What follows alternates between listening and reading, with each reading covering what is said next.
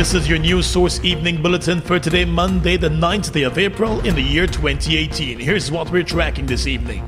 The International Monetary Fund believes that a U.S. company, Exxon got such a favorable oil deal from Guyana that Guyana should rewrite its laws that covers the industry.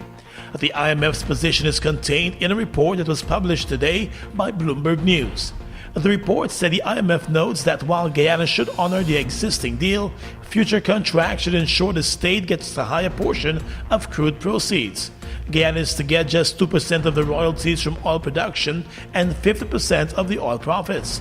The IMF in its report said the terms of the oil contract that Exxon has with Guyana are relatively favorable to investors by international standards, and the existing production sharing agreements appear to enjoy royalty rates well below what is observed internationally.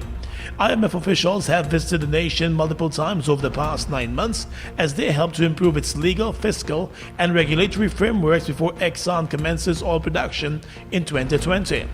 According to Bloomberg, Guyana has become one of Exxon's 5 key global projects for the next decade due to the sheer size of its oil endowment.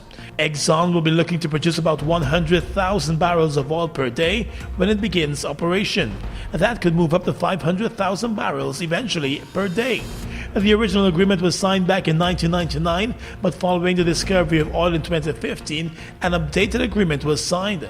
The government has been heavily criticized for not pushing for more in the new agreement. Let's tell you now that law enforcement ranks from the Special Organized Crime Unit, the Criminal Investigations Department, the State Asset Recovery Agency, and the Customs Anti-Narcotics Unit are currently undergoing a 2-week intensive training program, which is focusing on fraud and money laundering. 2 British security experts are facilitating the training initiative. It is building on work already done in this area by the Special Advisor attached to SOCU, Russell Combe. The British government is funding the training program, and the British High Commissioner to Guyana, Greg Quinn, said there should be no place for corruption within the security agencies in Guyana. All of the participants on this course are in the front line of work to counter bribery, fraud and corruption. But with that position comes responsibility. Along with their colleagues who are not here today, they and you will all be held to the highest levels of probity. The British High Commissioner said any law enforcement rank found to be engaged in corrupt practices should be prosecuted and imprisoned. There is no place for corruption within the security agencies in Guyana. If official or if individuals cannot work with honesty and integrity, then they should be drummed out, prosecuted and imprisoned as necessary. Guyana's Attorney General Basil Williams said the government has been stepping up the fight against corruption. From the outset of our government, we declared war against corruption in all its forms.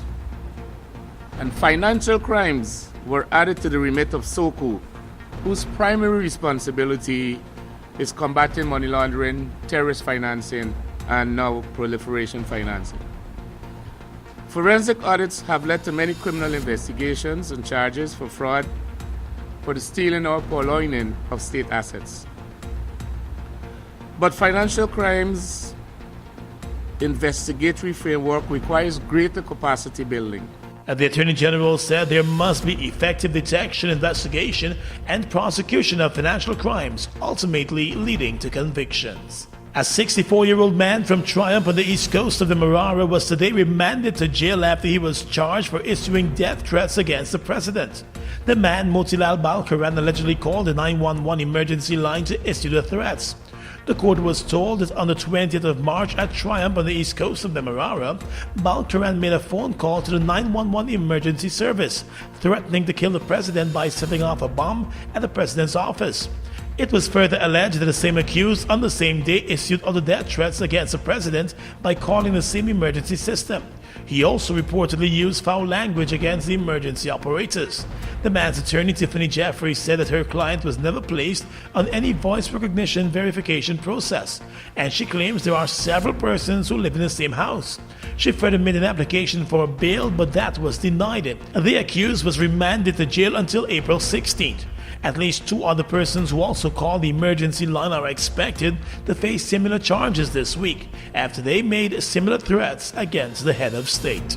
And finally this evening, still at the courts, a 25-year-old mother, Wena Rutherford, who was last month convicted for killing her 2 children by giving them rat poison, will now spend the rest of her life in jail. The woman who broke down when the verdict was handed down last month was back in court today for the sentencing, and she was sentenced to 98 years in jail by Justice Lavendra Singh. The woman was calm today as the sentencing was handed down. It was back in March 2014 when Rutherford instructed her 2 children, ages 4 and 1, to ingest the rat poison tablets. The children followed their mother's instructions and became ill almost immediately. They were rushed to the hospital but died while receiving treatment. One eyewitness who testified during the trial recalled that the woman left the house and returned with the tablets and instructed the children to drink them for a cold that they were fighting. She begins her sentence immediately. And that's your News Source Evening Bulletin for tonight. I'm Gordon Mosley reporting.